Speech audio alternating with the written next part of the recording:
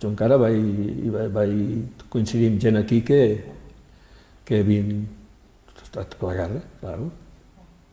Poca gent, però bé.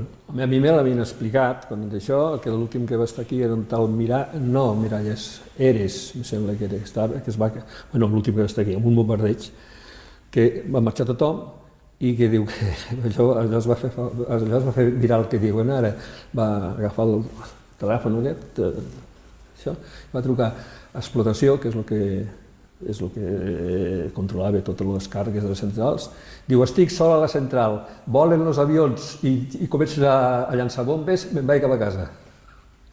I va quedar digo, llavors aquí, sí. I van bombardejar, d'això dels transformadors, també se'n van això, però això ho he d'explicar jo a la gent